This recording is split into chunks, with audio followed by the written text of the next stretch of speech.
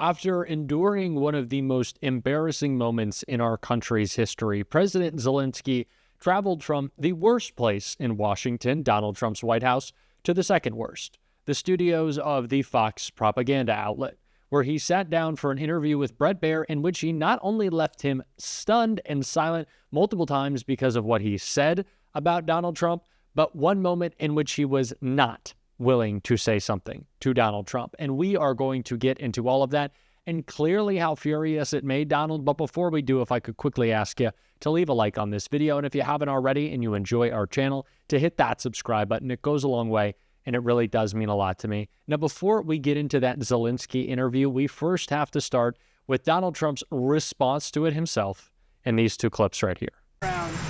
We had a meeting today, as you know, with President Zelenskyy, and I would say it didn't work out exactly great from his standpoint. I think he very much overplayed his hand. We're looking for peace. We're not looking for somebody that's going to sign up a strong power and then not make peace because they feel emboldened, and that's what I saw happening. I'm looking for peace. We're not looking to go into a 10-year war and play games. We want peace. He doesn't want to do that, that's fine. Do a better deal. I want it to end immediately. I want a ceasefire now. He says, oh, I don't want a ceasefire. Well, all of a sudden he's a big shot because he has the U.S. on his side. Either we're going to end it or let him fight it out. And if he fights it out, it's not going to be pretty. Because without us, he doesn't win. Let me tell you.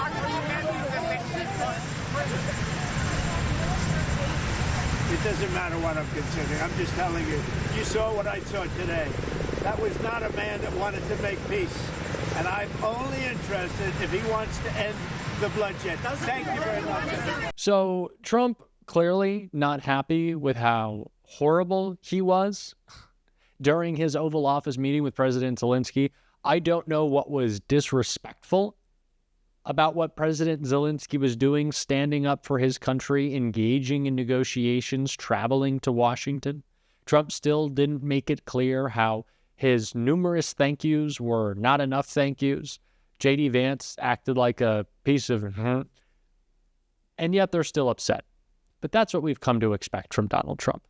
That is what we have come to know. A person much more willing to stand up for Putin than any of our allies. And when Zelenskyy was asked about that, he said this. What the Democratic senator said, that Trump has become Putin's lapdog. Do you agree with that President Trump is too close to Vladimir Putin in your mind? We spoke about it, and I think today very openly, President Trump, he said that I want to be in the middle, otherwise I will not put these guys at the table. And is he right? I want to be very honest, I want really him to be more at our side. I will explain why. Because it's not just that the war began somewhere between our countries. The war began when Russia brought this war to our country, and they are not right. And they are not right. They didn't respect our territorial integrity. They brought the war on our territory to our families. Sorry for repeating, to our houses. And they're not right. And of course, all the Ukrainians want to hear strong position of the United States on our side.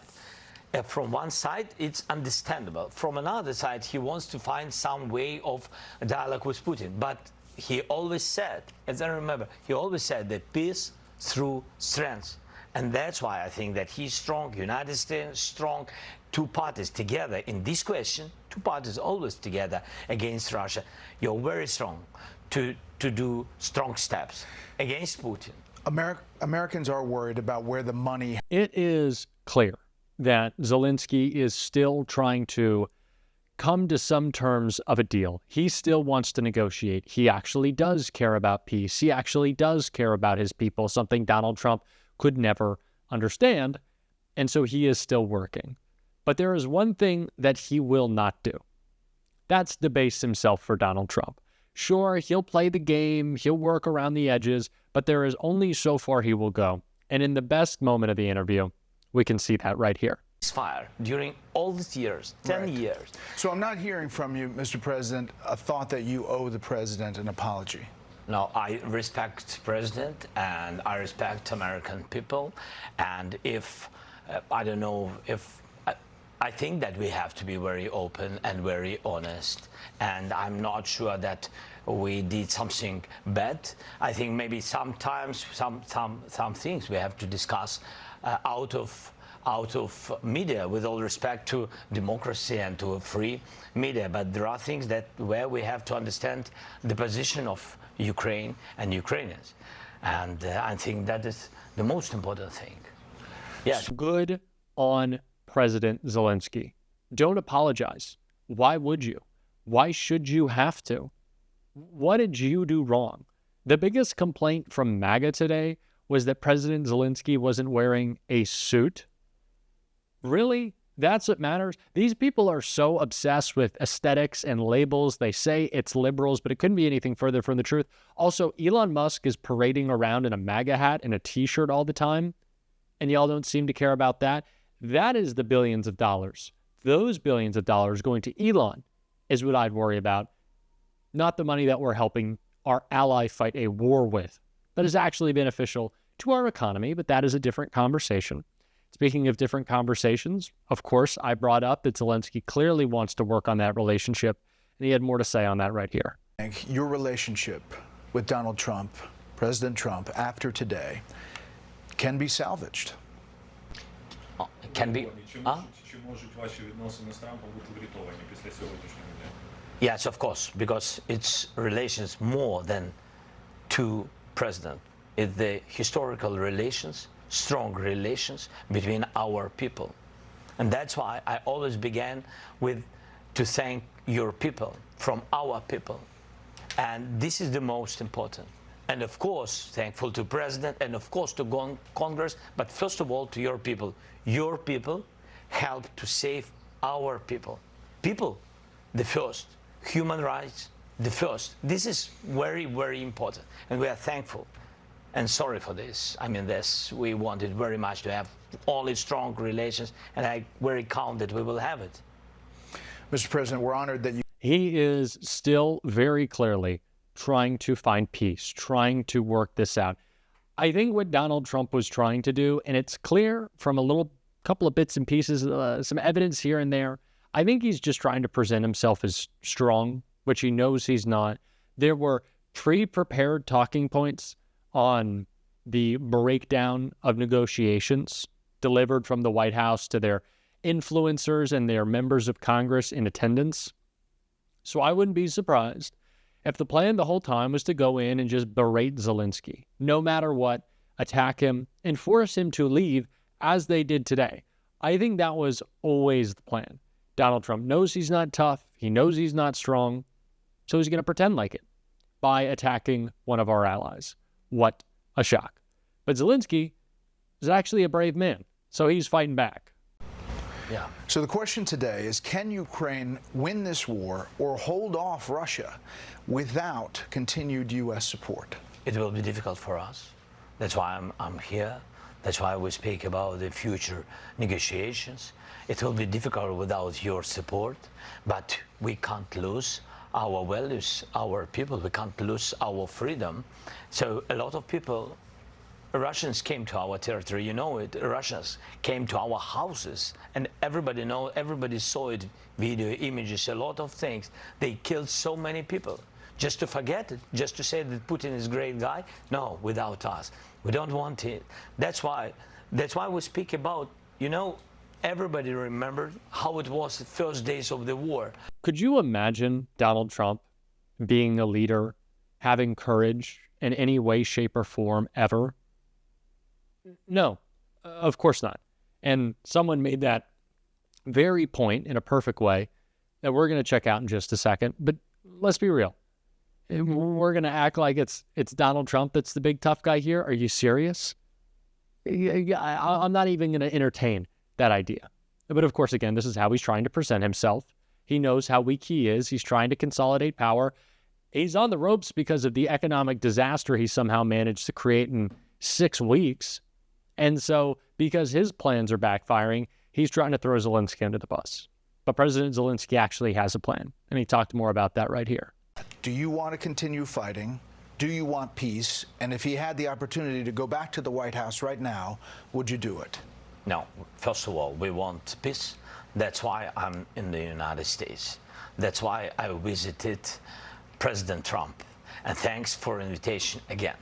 The deal on minerals is the first step to security guarantees. It's meant for the peace, closer to peace. That's why I'm here. And we have tough situation. To understand it is to be in Ukraine. You saw it, Brad. You was once. Thank you again. So I think that's very important to understand what's going on. But I respect my soldiers and our people, our civilians who work and support our warriors. I can't say just stop. Nobody will stop because everybody afraid that Putin will come back tomorrow. We want just and lasting peace. It's true. We want security guarantees. We raised this topic about NATO the quickest way, but not all the countries are on this side. I said, okay, if not NATO, nobody is pushing. If not NATO, let's build NATO in Ukraine. That's my position. Europeans are ready to have contingents on our territory. I also don't think Trump understands, and I've been trying to be making this point as much as possible, that he is stupid. Elon is stupid. The Doge bags are stupid. They don't understand government. They don't understand foreign policy. They just don't. They don't know what they're talking about. And I don't think Trump understands that Europe, as we've already seen leaders across the world do today, will happily unite around President Zelenskyy, will happily unite around Ukraine, not only because it's the right thing to do, but because those leaders opposing Putin and Trump, who is incredibly unpopular abroad, will see a boost in their own political standing. I don't think Trump understands that. That Trudeau's happy to keep taking shots at him. So is Keir Starmer. So is Emmanuel Macron. They're going to keep doing it. And we're going to keep losing power because of him. Because he's a weak, weak man. And Adam Kinzinger, I teased this up a little bit, had that exactly to say. I mean, this was shameful. This was really, I've never been embarrassed to be an American, and today was embarrassing, and it was awful. I mean, let's keep in mind, Vladimir Zelenskyy had an opportunity to flee Ukraine when Russia attacked, and he stayed. Is there anybody that has any doubt whether or not Donald Trump would flee the country if we were attacked? This is a guy who will hide away, who will run, who refuses to accept responsibility. He's a child, and he's not a leader. President Zelenskyy is. And although today was atrocious and embarrassing, and it was hard to be proud to be an American today, it has been for a long time, I am proud of our ally in Ukraine. We're going to keep talking about that. Be a little positive on this show every single day. And if you want to support that, as always, you can hit that subscribe button. You can leave a like on this video. And if you stuck around to the end, you can drop a blue heart in the comments. And until next time, I'll see you soon.